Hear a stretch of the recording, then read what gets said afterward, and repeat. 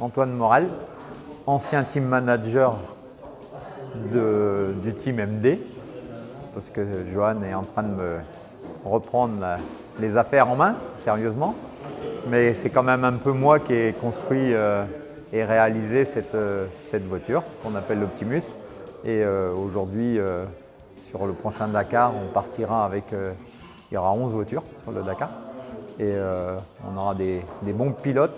Et Pascal Thomas sera de retour, parce que depuis 2020, il ne courait pas il était resté dans son île, bloqué avec le Covid.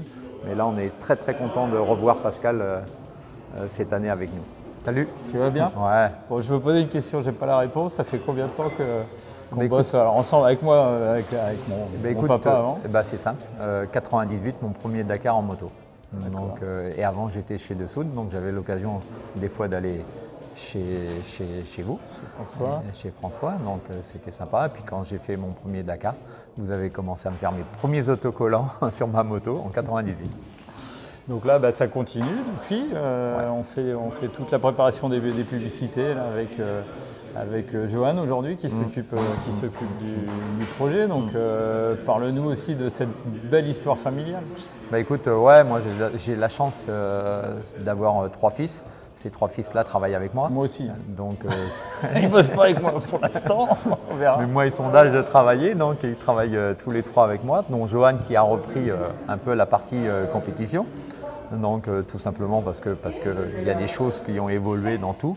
Et moi, je suis obligé de laisser un petit peu la main. Hein. On travaille avec Krieger, ça parle anglais, et malheureusement, je ne parle pas anglais. Enfin, beaucoup de choses comme ça, quoi. Et puis, lui a des idées des nouvelles idées qui fait que ça fait évoluer quand même beaucoup le team. Donc je vous présente Maryse. Enchantée. La femme du monsieur qui est de l'autre côté. Exactement. Bon, alors? Toujours prête à l'action. Prête à l'action, donc c'est ton rôle, Maryse? Écoute, au milieu de tous ces hommes. Je fais tout et rien, je les chouchoute, j'organise un petit peu leur petit voyage pour qu'ils puissent s'éclater et surtout qu'ils n'aient à penser qu'à leur course, avant et surtout pendant. Bon, tu irais nous chercher ton dernier rejeton, là, qu'on le voit quand même aussi un petit peu. Ah, tout à fait, parce que ça va faire 5 ans qu'il est à nos côtés et c'est qu'un bonheur, quoi. Je suis une maman comblée.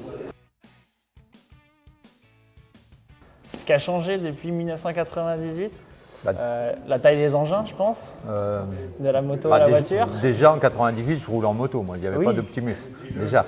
Après, il y a eu le quad, donc j'ai eu les années quad.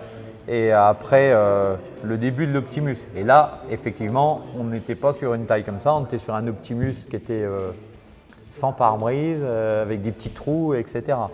Et puis Johan est arrivé, il a mis un peu le bordel là-dedans et il m'a remis une voiture plus grosse. Non, mais avec Pascal Thomas, parce que Thomas lui a aidé, lui a aidé à mettre le V6, le V8. Enfin, bref, l'Optimus a grossi et aujourd'hui, on arrive à 7 ans. Je pense qu'au fur et à mesure des années, c'est vrai qu'on s'est pris au jeu du classement et puis aller challenger les plus grosses équipes.